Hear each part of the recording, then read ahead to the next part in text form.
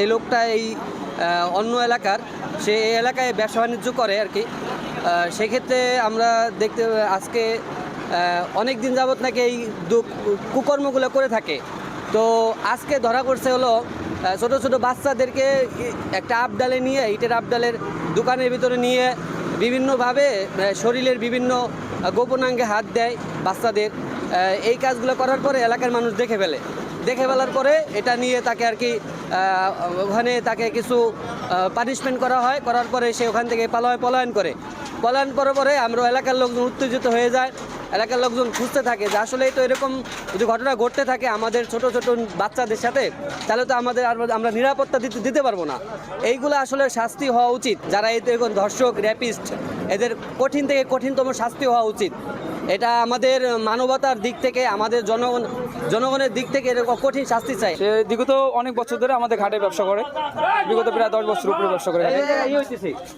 ব্যবসা করানে আজকেও তার ডগের পাশে দুইটা বাচ্চা মেয়ে আসে।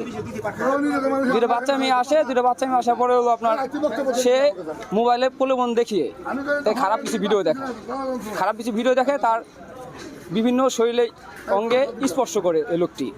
স্পর্শ করার পরে যখন মেয়েটা তার মা বাবার কাছে বলার পরে তার মা বাবা এসে তাকে কয়েকটা থাপড় দেয়। পরেক্ষণ যখন আমাদের এলাকাবাসী এই জিনিসটা ছড়া হয়ে যায়, তখন তাকে এখানে আমরা আটক করার পর এক পর্যায়ে সেনাবাহিনী তাকে নিয়ে গেছে। সংবাদ পেয়ে আমি দ্রুত আমার পুলিশ টিম সহ এখানে হাজির হই। তার পরবর্তীতে আমি আমার সিনিয়র অফিসারদের জানাই। আমি আমাদের লোকাল যে সেনাবাহিনীর ক্যাম্প আছে স্যারদের সাথে কথা বলি। আপনারা দেখছেন সেখান থেকেও সেনাবাহিনীর টহল গাড়ি আসে। তখন আমরা সেনাবাহিনী এবং আমরা পুলিশ মিলে এখানকার জনতা যারা উত্তেজিত ছিল তাদেরকে আমরা শান্ত করতে সমর্থ হই। শান্ত করে বোঝায় আমরা সেই লোকটাকে আমরা পুলিশ হেফাজতে নিয়ে থানায় নিয়ে গেছি। আর তার আগে এলাকার লোকজন তাকে মোটামুটি একটা গণপিটুনি দিয়েছে, আমরা শুনতে পেয়েছি। তাকে আমরা এখন পুলিশ হেফাজতে রেখেছি। না, অত গুরুতর আহত হয়নি।